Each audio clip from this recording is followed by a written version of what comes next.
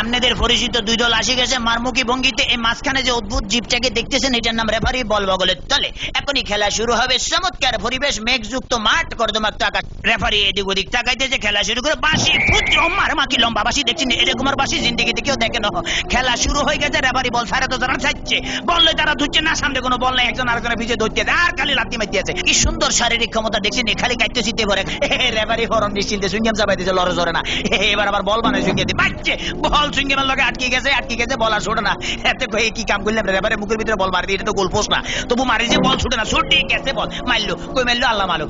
একজনে পাইছে আমা আমা, একই আলামত দেখছেন নি, বুটের লাগে সিঙ্গেম লাগছে, সিঙ্গেম লাগে বল লাগছে। হ্যাঁ তেমন বল ছুড়ে দেয় না, কি করবো?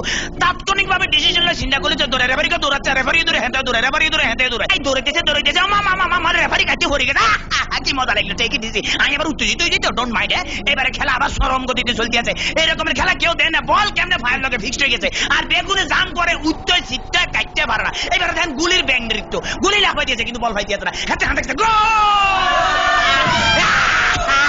ম্যাডাম দেখছি কি খেলা দেয়, আমার ম্যাডাম আর মারিয়ে না, আমরা খেলা দেন না, মার মার মার মারছে, দেখছি হ্যাট মারে দিয়েছে, কিরকম ফাউল। ওরে মাগরে মাগরে বল তোর পিছনে এখন গোলে যাবে, তাড়াতাড়ি দৌড়, ওরে পিছনে রে বেপো, তারা দেখ মার, এবার মার, বাহ বাহ বাহ বাহ, চমৎকার মারছে, ভালো খেলে। ওই ফাঁকে আমি একটু ফানি খেলে, because I am very much tasty. খালি গলে কতক্ষণ চিল্লা যায়, ইতিমধ্যে আমার পেটের ভিতরে ভুক লাগছে, ডোন্ট মাইন্ড, আমি একটু ফ্রেশ ফুড খাবো। হ্যাঁ কাইতে আছি, খেলা চলতে আছে, মুসলধারে এগিয়ে যাচ্ছে। ইদ্রিস বল নিয়ে হাতের মধ্যে বল, কেউ দেয় না, দেখছে রেফারি দিচ্ছে, বল ফালা দিচ্ছে, রেফারির চোখে ধরা পড়ে গেছে, বললো হ্যান্ডবল। হেতে বলে কে বলে হ্যান্ডবল, আমি জীবনও করে হ্যান্ডবল দেখছি, আমার ফার্ম আমাদের কে কইছে মারা, মুখের কাছে নেওয়া যায়, মার কাছে না, আটকা কিক মারা যায়। হ্যাঁ এটা আমার হাত পাও। হ্যাঁ চমৎকার আপেল, ভেরি টেস্টি। হ্যাঁ চমৎকার, খাইতে যা মজা লাগে না, কেমন জানি একটু চমৎকার চমৎকার জেলি জেলি ভাব আছে। হোয়াট ইজ দিস, এটা কি খেলাম? এই লেগে তো শক্ত শক্ত লাগতেছিল, মাইকের হ্যান্ডেল খাই ফেলেছিলাম। খেলা চলতে আছে, বাবা কি কিক মারলে দেখছেন। হ্যাঁ তারা কিন্তু আগে ওই মার্শাল আর্ট করছে, মোস্ট প্রবলি এই দলটা, বুঝছেন।